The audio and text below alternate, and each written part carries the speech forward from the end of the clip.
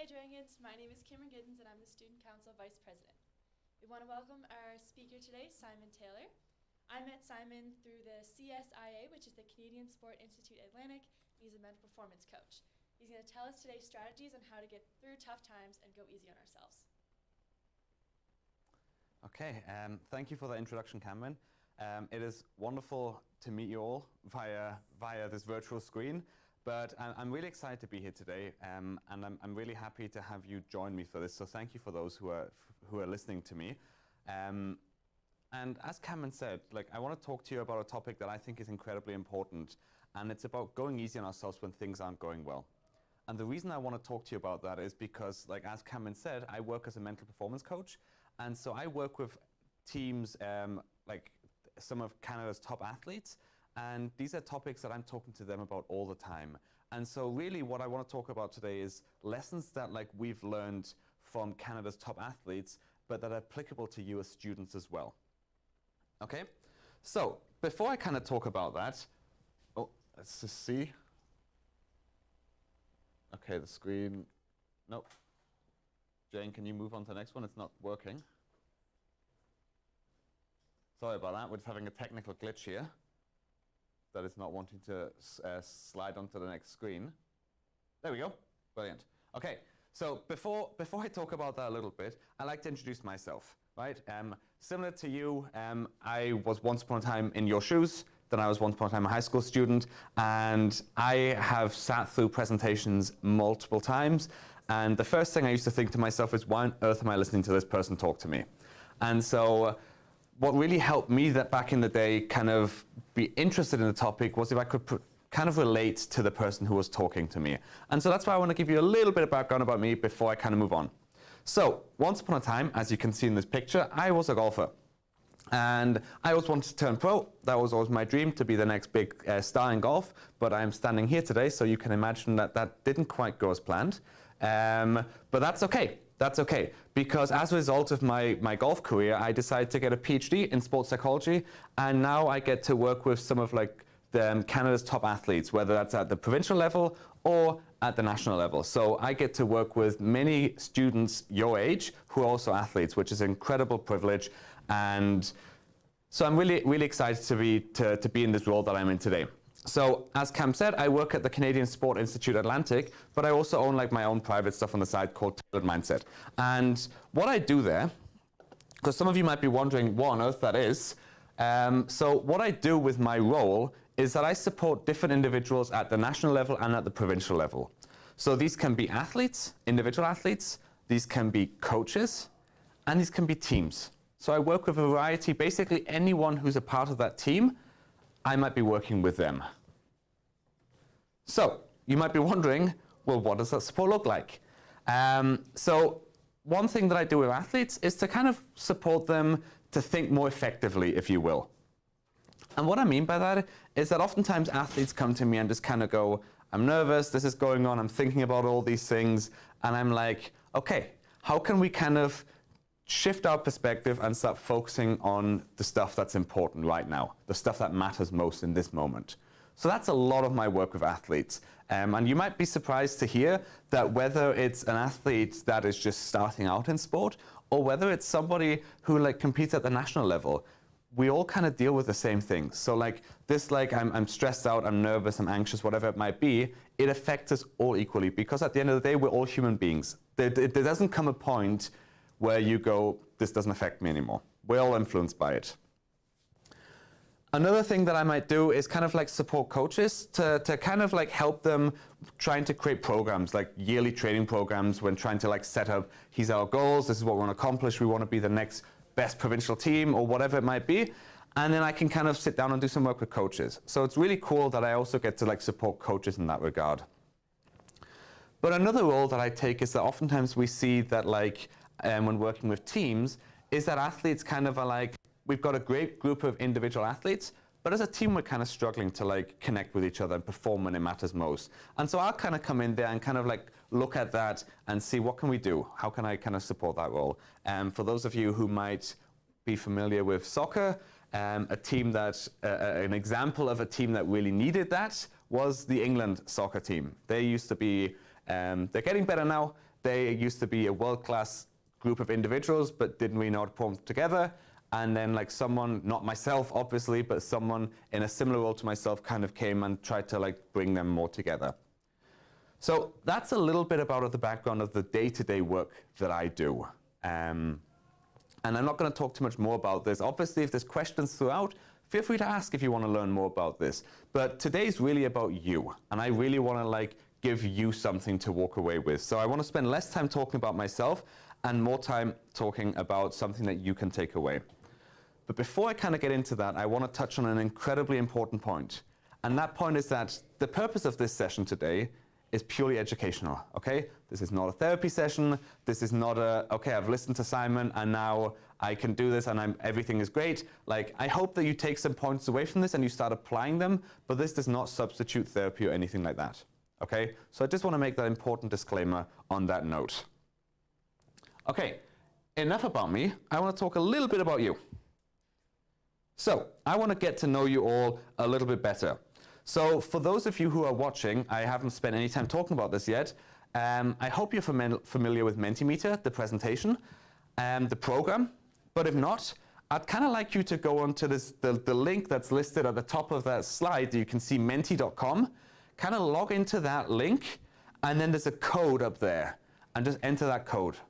And so if you go into that link, onto that website, enter that code, you'll be able to participate throughout this conversation as well. So it's not just going to be me talking to you for the next half an hour, but in fact, it's going to be me talking to you, but I'm going to get feedback from you, and I'll be able to see your answers right in front of me and what you're giving me. So if I could just get you to log into www.menti.com and use that code, I'll read it out to you, but it's on the top of your screen, and it's 49772298. So I'll just kind of pause there for a second to give you a moment to kind of log into that before I kind of move on to the next slide, and then you get to participate in this conversation as well. We do ask that everybody keeps all the answers appropriate because Simon will be reading them live. So just actually ask helpful questions and things that you'd really like to know. Thank you, Cameron. I appreciate that. So we're going to start off nice and easy. I'm not going to get you to like pour your hearts out immediately. Don't worry, there's not going to be any of that at all anyway. I'm just going to ask you some like questions to kind of like rate where you kind of fit in yourself. But really, the reason I've chosen this program instead of doing like PowerPoint or something like that and asking you to speak up is because this is anonymous. So really, when I ask you to like provide an answer and you get to type out an answer on your phone, what you put down is totally up to you. You can participate, you can put down something silly, it's really up to you. We'll never know who it is, but the reason we're doing this is because we want you to benefit from this. So we kindly ask you that like, if you're willing, if you're listening, which is great, thank you. If you want to like type an answer in when we ask you to, please type an answer that is actually true to you, okay? Because otherwise it just kind of diminishes everyone else's opportunity to kind of learn from this, all right? So as much fun as it is to be silly, we do kindly appreciate you kind of taking this somewhat seriously, please. So enough about me. Let's talk about you. And it's not moving again. So Jane, can I get you? Bear with me. So just having another small technical glitch here, which is okay. So we'll figure it out. Let's see. If you click onto the screen and then just use the arrow to see if that'll move it. Nothing happening? Oh, there we go. All right, we figured it out. Well done, Jane. So Jane saved the day there. So you can all thank Jane after this. So there's a question now. I'd love for you to answer, please. What your plans are after you graduate. Okay, lots of answers. Wow, there's lots of you in here. Brilliant, brilliant. So most of you are going to university. Very cool. Some of you are going straight into work, getting a job. Also cool. Some of you are taking a gap year, which is also fun. And some of you aren't sure yet. Okay, I'll give it another few seconds to see. But wow, this is great. This is great. Give it another few seconds to see. All right, so you've all got it figured out. You've all managed to use Menti. This is great. Perfect. Thank you for your responses. So a lot of you have plans and know exactly what you're doing, and some of you don't really know what you're doing yet. You're uncertain still. and some of you are uncertain what you're doing, and some of you are taking a gap year to maybe try and figure out what you want to do with your lives. And that's okay. That's great. So there is no right or wrong answer here. I just simply wanted to get a sense of where do you see yourself in this regard, okay? So wherever you fit on this category here, whatever answer you've clicked, this presentation is valuable, at least in my sense, in my perspective. There is some learning to be had from this presentation for you, whether you're going to university, whether you're going straight to work, whether you're taking a gap year, or whether you're unclear of what you're doing, okay? So no matter the answer, this is still tailored towards you. So there's one thing I want you to take away from today. That's it. I'm not going to talk too much about many things. I'm going to focus on one thing that I would love for you to take away from today. And that answer is, sometimes things don't go as planned, and that is okay. All right? So before we kind of dive into this, I'd love to give you a bit of a personal anecdote on this and why this is okay. So I was an athlete, I was a golfer. I told you I wanted to be the next big star on the tour and make millions, and now I'm standing here today, so that obviously didn't go as planned. And I can assure you that when I graduated, or when I was in college, it was after 2 years of being in college out of the 4-year program that I realized this isn't what I want anymore, and this isn't working, for many reasons, and we won't dive too deep into that today. But that was a really scary moment, and I was terrified. I was like, this has been my whole plan, this is all I ever wanted to do. What am I doing now? What am I supposed to do with my life? How am I supposed to figure out what's going on? And I used to beat myself up. I used to be really hard on myself. I used to be really upset with myself. You had this plan and you've not been able to achieve this. What's wrong? All these kinds of things. And it was tough. It was really tough. And so now that I'm no longer the athlete and I've done my studies, I've studied 10 years, I've spent studying all these psychology, especially sports psychology. Now that I've done 10 years of education on this subject, I realize there's so many things that I wish I could go back in time and say to myself when I was your age. And so that's what this is all about today. I'm going to give you one piece of advice, in air quotes, or feedback or information that I really wish I knew back then. And that is, sometimes things don't go as planned, and that's okay. Because look at me. I didn't manage to turn professional, and now I'm here, and I've got my degree and everything, and I get to have a very, very cool job working with awesome athletes and teams across the country. So I was scared, but it worked out in the end, okay? So, enough about me.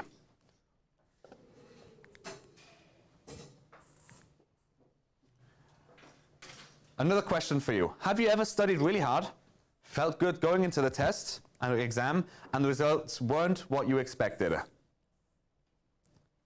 So have you ever felt good going into a test, an exam, a quiz, whatever it might be, being I've got this, and then you've walked out and being wow, that wasn't what I expected. Okay. I know there's quite a few of you in here, so I'll give you a few. It's a tight race between yep and sometimes. Some of you have said nope. Whenever I'm going to take that as whenever. Those of you who said no, I'm going to take that as whenever you've studied really hard and felt confident, things have always gone well, which is awesome. I love that for you. That is great. And so, again, there is no right or wrong answer here. None of these questions I'm asking you are right or wrong. But most of you are saying that, yeah, I've studied really hard, I felt confident, and the results didn't go as expected. Most of you have said that has happened to you before. Okay, some of you have said, yep, that's sometimes happened, and some of you say, nope, that's never happened. So, perfect. Thank you for that. So what we're going to do now, we're going to move on to the next question. Question after question here, I know. Answer this question to me. Are you hard on yourself when things don't go your way? So we're diving deeper into this stuff now. So are you hard on yourself when things don't go your way? So do you ever treat yourself mean? Are you ever oh man, that should have been better? Are you just hard on yourself? Whatever that might look and sound like for you. Everyone's different. So just in your mind, it's your definition of being hard on yourself. All right? Everyone has their own definition, and that's okay. So some of you, the majority of you are saying, yep, I'm hard on myself, I failed. Some of you are saying, I'm sometimes hard on myself when things don't go my way. And some of you say, nope, I am not hard on myself, which is awesome. Even for those of you who are like, have answered, nope, I'm not hard on myself, I hope you stick around, because I do think that even if you're like some of the few that don't go hard, that aren't hard on yourselves, I hope that there's still, I strongly believe that there is still something you can learn from this presentation today. Okay, so most of you say yes, you are hard on yourself, and that's okay. That is okay. However, the problem with being hard on ourselves when things don't go away, there's multiple problems. It makes us feel down. Being hard on ourselves doesn't make us feel great. It usually makes us feel pretty bad, and like shame maybe embarrassment, maybe a bit of guilt, maybe just, yeah, wow, this sucks. It just hurts, in other words. So when we're hard on ourselves, it doesn't make us feel great. The next point I want to make about that is that oftentimes when we're hard on ourselves, it doesn't really motivate us or inspire us to be like, yeah, I can't wait to get back out there again. Whether you are an athlete trying to make it to the Olympics, or whether you're a student trying to study for the next exam. Whatever it might be, similar across board. When we're hard on ourselves, it makes us feel bad, it doesn't make us feel great, but it also like reduces our desire to like try super hard in the future. And on top of that, again, whether you're a student or whether you're an athlete listening to this, it can have a negative impact on your performance moving forwards. It can make us do even worse. So I'm hard on myself, I failed this test, I suck, what's wrong with me? Not super inspired to go back and study, and then the next time I go into that next test, I'll feel even worse, and then chances are things will go worse as well. So that's the problem with this, and that's why we're talking about this. So what if we tried something different? We tried something new. What if instead of being hard on ourselves and telling us that like we failed and we suck and shame on us, what if instead of that, we actually just treated ourselves maybe with kindness and a sense of compassion, just being nice to ourselves? I imagine many of you might be sitting there being like, I'm not sure about this. And maybe some of you are going, yeah, that sounds interesting. And some of you might be somewhere in between. I get that. I totally get that. But the point I want to make by introducing you to something new is that being hard on ourselves, being kind to ourselves isn't the norm. It's not the norm to be kind to yourselves. It's almost like society tells us when we're being raised that if we're super kind to ourselves and we're like, that's okay, I messed up, it almost tells us that like society teaches us that if you're too nice to yourself, if you're not hard on yourself, maybe you didn't want it bad enough. If you're hard on yourself, maybe you didn't care enough about this outcome. Maybe you didn't desire it enough. Maybe you weren't passionate enough about this. Maybe you didn't want it bad enough. So you know what? You're being nice to yourself. You're not beating yourself up about this. Maybe you just didn't want to take it to the next level. Maybe you weren't passionate about this. Maybe you don't deserve this opportunity. That's kind of what society tells us. And that's not great. That's really not great. Because what that teaches us is that all of us, if all we're being taught is to be hard on ourselves, it's going to have a bad impact on us.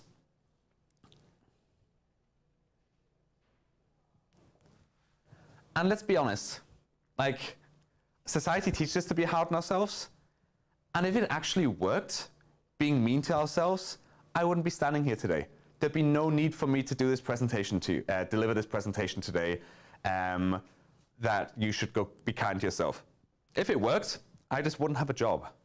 It's the same with all different things in my field. People tell us just be positive, don't be negative, all those kinds of things. If all those simple statements simply worked, I would never have a career in this field.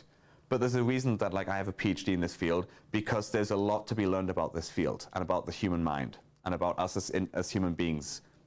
So, if this idea of just beating ourselves up metaphorically worked, I wouldn't be standing here. But there's a lot of research on this, actually. So it's not just me speaking about this anecdotally based on my experience as a former athlete, but it's also, there's a lot of research on this. And it's stuff that I witness as well, working with provincial and national team athletes. So there's research that kind of suggests that like, individuals who are really hard on themselves, they have less fun out there. Whether that's school, whether that's sport, whatever it is, you're going to enjoy it less. Some of you might be sitting and being like, well, I don't enjoy school anyway. I get that. I never really enjoyed school. But if you're hard on yourself when things don't go well, your level of enjoyment is going to be from, I don't enjoy this, to, I hate this, maybe. So being hard on yourselves, even if you don't like school, is going to make it even worse for yourselves. You're more likely to experience more stress and anxiety around exam time. If you're really hard on yourself, you're likely to go into an exam and be like, I'm going to beat myself up metaphorically if I don't do well here, and so I better do well or else. That attitude of I better do well or else, that makes us feel stress and anxiety in the lead up to the test, the exam, the event, whatever it is, and during. So being hard on ourselves not only makes us feel down afterwards, but it actually makes things worse in the lead up to and during as well. What else that happens is that this might not be super applicable to to you students during high school, but it might be more applicable to you when you're at university. When we're super hard on ourselves, it can make us more likely to just want to drop out and quit. Because again, if all we're doing is beating ourselves up, why are we staying around? Okay?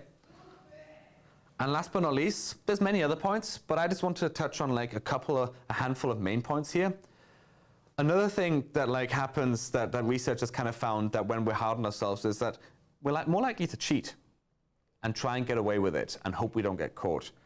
Because if we cheat, then we get a better grade or we perform better in an event, and then we won't have to be hard on ourselves. So all these things, I hope you're reading these and going, yeah, this isn't great, right?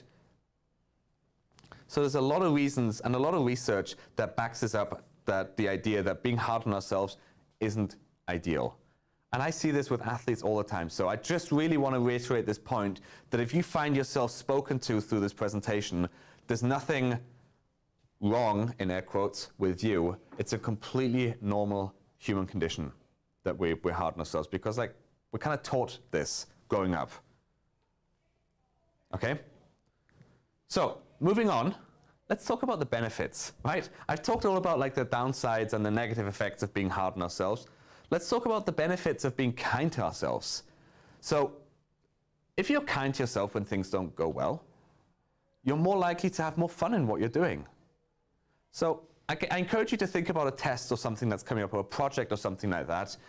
If you're studying for it and you've been kind to yourself in the past when things haven't gone well, you're more likely to experience more enjoyment when you're studying, experience more enjoyment in the task in and of itself. You're more likely to appreciate the exam itself. And again, I recognize that some of you are not big fans of school, and that's okay, but you could still have certain subjects where you experience some enjoyment. And one way to experience that enjoyment is to go easy on ourselves. And on top of that, another really big benefit of being kinder to ourselves is that we just experience less stress and anxiety, and also less fear of failure. So if we can be kind to ourselves during exam prep, during the exam situation, post-exam, I know I'm kind of talking about, the title of today is being kind to ourselves afterwards, but if we can kind of just always try and be kind to ourselves, you'll experience less stress in the lead up to and during as well. Okay? And then let's say you take a test and you fail and you have to retake. I don't know, let's say it's maybe a driving test, whatever it is. It doesn't have to be school necessarily, it can be any test. You fail and you have to redo it. That sucks, I get it. And we want to beat ourselves up, but if we're kind to ourselves, in that moment, what happens is we're more likely to be I'm motivated to try this again. Again, using an athlete example here, trials. I've seen so many athletes fail in air quotes, not make trials, not reach the certain time that's set out for them. And so then they fail. And those athletes who are able to be kinder to themselves and say, it's okay, wasn't my best performance for whatever reason, we'll figure it out what was going on. And then they're more likely to come back and say, I'm going to give this another go. I want to see what I can do here. So there's a lot of benefits here. And also there's greater resilience involved with being kind to ourselves. Now I know that resilience is a term that we kind of think pushing through adversity is what resilience is, and we don't necessarily associate being kind to ourselves with being resilient, but it actually is. Like, being kind to yourselves is more likely to make you resilient and be able to get through these tough times. So I know that's a term, it's a popular term that's used a lot nowadays, is this idea of resilience or mental toughness. And if you can be kind to yourself, that can help with resilience as well. So enough about me talking about research, because I know that's not really what you're here for today, is to hear about research. I want to talk a little bit about like your next step after high school. So whatever your next step is, whether you're unclear, whether you're going to take a gap year, whether you're going to study, whether you're going to get a job right away, whatever path you take, there's going to be mess ups. You're going to make mistakes. There's going to be lots of them. And you're going to have regrets along the way. And that's okay. I know it's not fun to think about this, but it's the reality of life. There is no such thing as avoiding mistakes along the way. You're always going to make mistakes. And actually, if anything, if you don't make mistakes, there's an argument to be made that you're not living life to the fullest extent. Okay? So you're going to make mistakes along the way. You might go to university and like, let's talk about it, right? You might go to university and be like, I don't like this. I don't want to do university. I want to do something else. And then you might feel bad about that. That happens. You might go to university and feel like you want to change subjects. That's okay. I went into university thinking I was going to do one field, physiotherapy, and then I actually changed it to psychology. I didn't like that I had to retake some courses, and I was really hard on myself, but like, at the end of the day, I'm much happier now than where I was if I had stuck it out. So you're going to make mistakes along the way. You're going to mess up, and that's okay. Maybe you might get a job and think this is your dream job, and it turns out not to be. Okay, that happens. Back to the drawing board. Maybe you'll take a gap year and be like, oh, great, I'm going to travel for a year, and then you'll realize this was a mistake. I shouldn't have done that. Okay, we'll move on from that. Like, I don't have a magic wand that's going to say, if you take this path, there's going to be no mistakes along the way. Whatever path you take, there's going to be mistakes along the way. But that's okay. That is okay. If we look at sport, I feel like drawing from sport is a good example here. I'll think about, let's say, golf, just because that's my sport. The percentage of perfect golf shots that are hit during a round of golf are slim to none. So like if we think of golf, like let's say you're hitting 72 shots in one round of golf. One of the best golfers of all time said, if I hit 5 perfect golf shots, that means I'm going to have a great day. 5 out of 72. That is a very low number of things going really well. Okay? So there's so many mistakes there. Let's talk about volleyball, serving. You're not going to have aces all the time. You're going to hit some shanks. You're going to have some bad serves. No matter what sport you're involved in, there is no such thing as a perfect game. Every game, look at Michael Jordan. Every game, like the amount of free throws that they miss, the amount of three-pointers they miss. Look at Serena Williams in tennis, the amount of serves they hit into, she hits into the net. Like the best athletes of all time talk about failure being an important key point of their career and their growth. And so I'm not here to talk about failure. I know I've just gone on quite a bit about failure, but I just want to talk about the importance of accepting that failure is a part of life. But the important thing isn't that like we try and avoid failure. The important thing is that when failures happen, inevitably, that we treat ourselves with a sense of kindness and compassion. Okay? So, before you type an answer in here, I want you to think about this, okay? So think about this for a minute. What are some things you say to yourself? So you have the luxury of typing in whatever you want here, but I ask you to be kind of honest, please, for us, and just kind of share some answers, some things that you say to yourself when things don't go your way. So I'm not asking you to be like, what is the things you want to say, but like for those of you who are especially hard on yourselves, what are some things you might say to yourself? So I'm seeing there's loads of answers coming in, which is great. Try again, just move on, suck it up.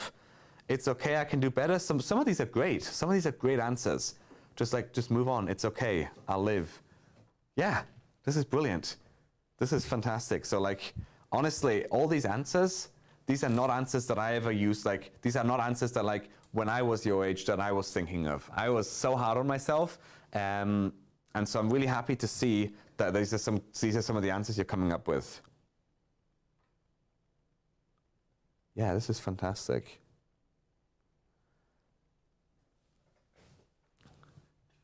Okay. Oh, I can see the answers on my screen. But if you want, you can just hit enter, and then it'll show the answers on your screen. Yep. Actually, can you scroll down, because I can only see like the top 10 answers. So if you could just scroll down on that left screen, yeah, and then I'll be able to see some of the other ones, I think. No pressure. There we go. Yeah.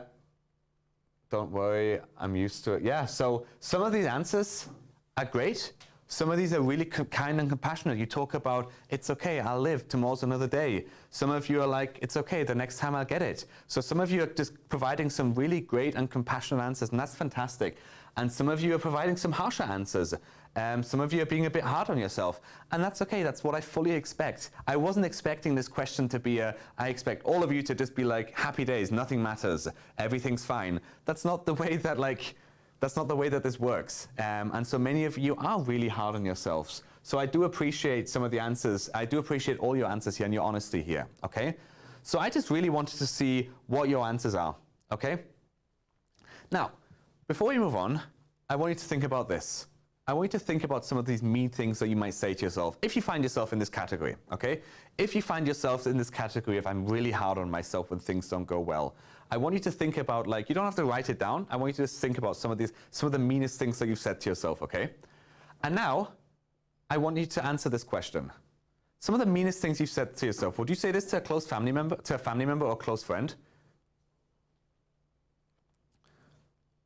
Would you be as mean as you are to yourself? Would you say that to somebody that you care deeply about? So some of you say yes, okay. Some of you say maybe. Some of you are saying never. It's a tight race between yes and never.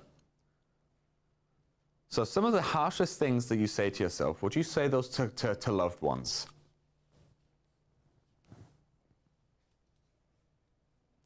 Okay, never's pulling away, but yes, a close second. And yeah, maybe catching up as well. Okay. It's a tight race. It's exciting to watch. So I'll give you another second to think about that. So just some of the mean things that you say to yourself, would you say those to somebody you care deeply about?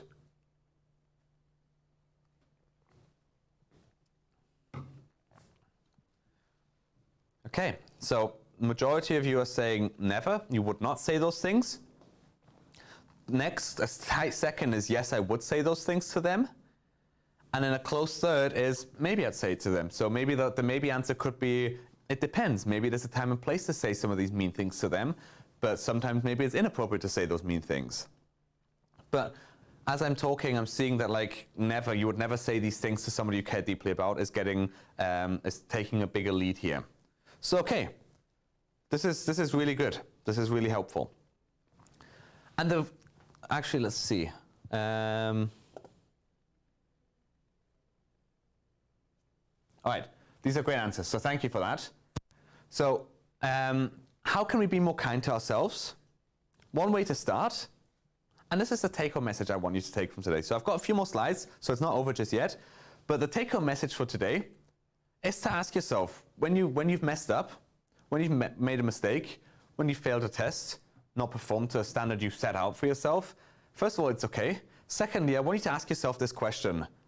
Is this how I would respond to like someone I care deeply about? And if the answer is no, then the takeaway is, why are you treating yourself differently? Why would you say to yourself, you suck, shame on you, for instance, but if a close loved one, or a very close friend, your best friend messed up, why would you not say the same thing to them? Some of you say, yeah, we would say the same thing.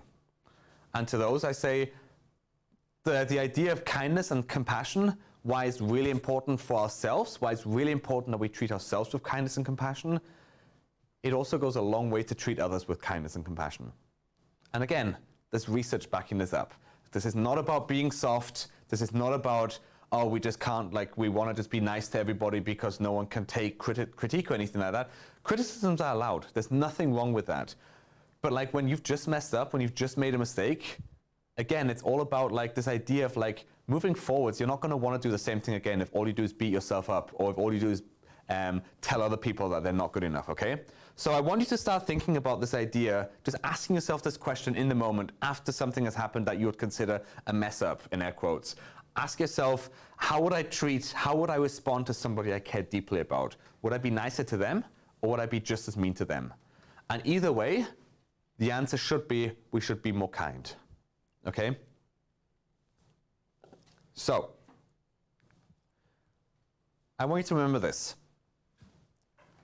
Things aren't always going to go well. You're going to have bad days. You're going to have days where like you try your hardest and you mess up. You're going to have days where you didn't try and things go well. And you're going to have days where you didn't try and things go really poorly. There's going to be a lot of mess ups along the way. The point I want to make here is that like you're already going to feel down because things didn't go well, regardless of how much effort you put into it. Messing up, failing an exam, not making a team, not being selected for tryouts, whatever it might be, you don't feel great when you don't get selected or when you don't get the results you want. We feel down, we feel sad, we feel upset, we feel hurt. So you're already down, okay? Don't make it worse for yourself. You're already down.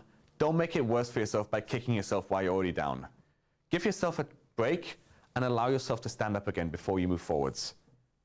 Because like when you're lying down and you're like beating yourself up while you're down, you're just adding more weight to your chest and making it harder for you to want to stand up again. And so the idea here is just like, instead of adding weight to our chest and making it harder to even get up again, why not give ourselves a break and say, okay, let's get up again, and then we can revisit it, what went wrong. So I'm all about analyzing and figuring out what went wrong and taking personal responsibility for when things didn't go well. But I'm saying we can do this in multiple ways. One way can be we put a lot of weight on our chest when we're down, and then we have a real hard time getting up in the first place. And the alternative is, let's not add any weight to our chest as it is. Let's get up, be kind to ourselves, and say, let's go back to the drawing board and understand what went wrong here. Okay?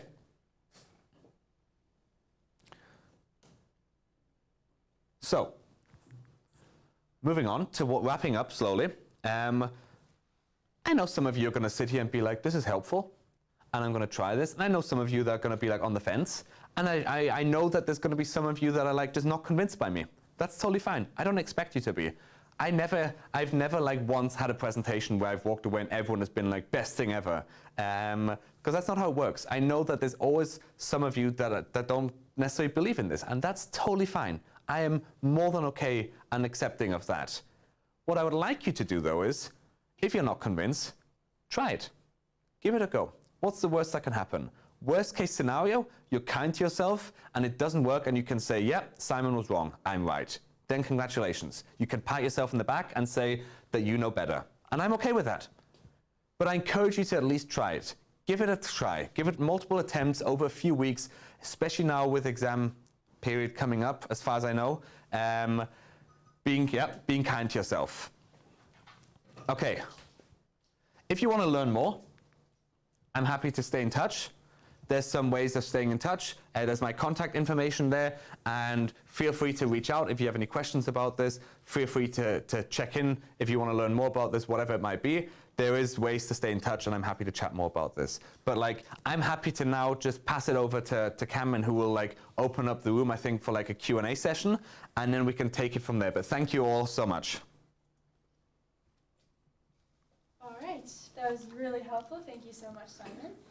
We do have a Q&A, so I believe the teachers should have access to the Q&A itself. This would just mean that we do ask if you could go through your teachers for right now. I actually did get a couple while you were going through. So one of them is from A109, so I believe that's our English pod. So if you were to change one thing in your life right now, Simon, what would it be? Wow, that's a deep question. I'm not sure we have enough time to answer that question. But honestly, I think if you had asked me 5 years ago, I would try and wind back the clock and like be a better golfer and try and become more successful in that regard. But now where I find myself is I am very happy with where I am because I get to do what I love. And this all happened as a result of making mistakes along the way. So honestly, in hindsight, I wouldn't want to change a thing now. But great question. There's a bit of a similar question underneath, also from the same room. And I think I know a little bit about this story, but I would ask Simon if, as a kid, why he chose his current job and would it have been one of your career choices? Yeah, good question. So the reason I chose this was because during my career as a college golfer, I always wanted to turn pro, and I was a successful junior golfer. I won state championships. I was invited to like national team camps and stuff like that. I was okay. I even got like nearly a full ride to play Division I golf, and so like I did okay as a junior. And then I went to the US thinking this was my big break, and things didn't go well for me. My game fell apart. I actually really started disliking the game of golf, and I just didn't really want to play anymore. But I lost my scholarship and had to transfer to a different school to finish my golf career. And throughout that transition period, I realized that like there's a lot going on here that I have no idea about. And so back in, I'm sounding old here, but I'm 32 now. So back when I was in college, which was like 10 years ago, there just wasn't really this idea of like mental performance coaches that you could speak to. It was just kind of like, try harder, get better, keep training. And like, that isn't the answer always. Sometimes it is, but it isn't always. And so as a result of like not getting better and not sure what's going on and not having access to these resources like the field that I'm in now, I decided to study this more so I could help individuals like yourself ideally not go through it to the same extent that I did. But yeah, great question. Thank you for asking. And one more also. Did you find that you started using these after you began studying, or did you start using these strategies beforehand and that's why you realized you wanted to study this? Nope. I went through 4 years of college of never using this stuff and just being really hard on myself. And actually, during my master's, I just barely played golf at all. I really disliked it. I had zero interest in like picking it up again. And actually, to be completely honest with you, it took me multiple years to kind of like get over it and kind of be okay with like picking up a golf club again and being like, all right, I want to get back and take this more seriously again. And this is like probably like the first year where like I'm taking it really serious again and I'm trying to compete and like test myself and put myself out there again. And so it's taken a long time. So no, I definitely did not use these strategies until I started studying this stuff. And even then, it didn't happen overnight. So it was almost like halfway through my PhD that I started being a bit kinder to myself. So after like 5 years of studies, really. But yeah, good question. It takes time. This one is from earlier in the video. It's more of a comment. Yep. I'd say. They agree that it's fair to be kind to yourself, but do you think there should be a balance? Absolutely. There's a balance to everything. Like if you're always kind to yourself, it's maybe not going to always work out well. Like I absolutely believe that now and then we need to give ourselves a bit of a kick in the backside. Definitely. Absolutely. There's no doubt about it. But the point that I would like to make is that society kind of teaches us to always give ourselves a kick in the backside. So what if we just like shifted over and said being kind to ourselves when things don't go well, and then we can like introduce it in that way and then slowly find a balance. Because right now I feel like the balance is the scale's tipped more to being hard on ourselves and shame on us for not being good enough. And why don't we tip it the other way first before we try and find that balance? But I have yet to meet anybody, and I'll put my hand up to say I'm my own guinea pig here. I have yet to meet anybody that just goes from being hard on themselves to I am always nice and supportive and never hard on myself ever again. That's not how it works. Like it will never just flip like from one state to the next forever. But so yes, to answer your question, there absolutely needs to be a balance for sure. And then one more is from BPod. Do you think that it's easier to use this in sport than it is school, or do you think it's about the same and that we can use it everywhere? I think you can use this pretty much everywhere. Obviously my background is sport, so I want to like stay within my lane. But like basically like if you think about sport psychology, it's another word that we could kind of use for it is like performance psychology. So any really area where performance is occurring, these things are applicable. So by that I mean like sport is a performance domain, so there's a chance for failure and success. School, there's a chance for failure and success, so it's also performance-based. And like jobs, also a performance domain where failure and success is a possibility. So those are definitely 3 areas, or like performing arts and stuff like that, even musicians. These are all areas where like failure and success is a possibility. So I would say that you can definitely use these in school as in sport. All right. It looks like that's all the ones from the teachers. So I will give them about 5-ish minutes, or maybe 4 minutes, go to 2 o'clock. The link for the Q&A is in Miller's Instagram bio. So once you go to the Instagram, you can click on the bio. There'll be a link to this stream, and then there'll also be a link to the Q&A. As long as the questions, you guys can get a couple questions in before 2 o'clock, and they're appropriate, I'll be able to ask Simon. In the meantime, just head to Miller's Instagram, it'll be right there.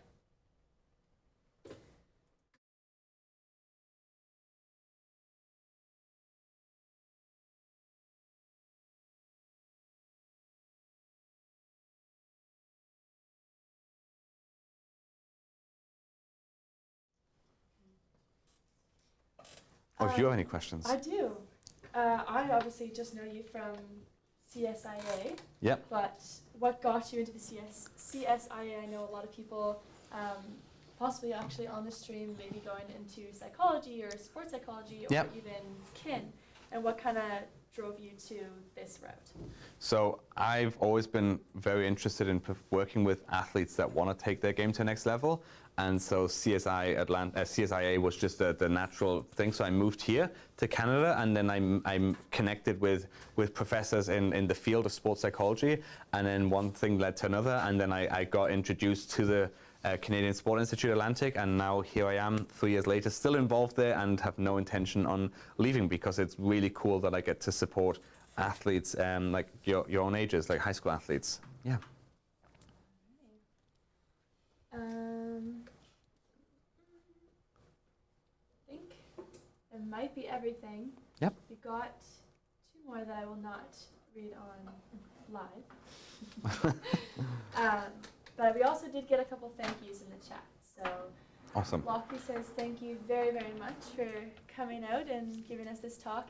And I believe, if you want to flip back to the PowerPoint, Jane, if anybody would still like to see his website, his Instagram, or email to stay in contact with him, Simon is really helpful. He's helped me personally, and a lot of my friends and other athletes that I know in Nova Scotia really take their game to the next level, inside sport and also outside.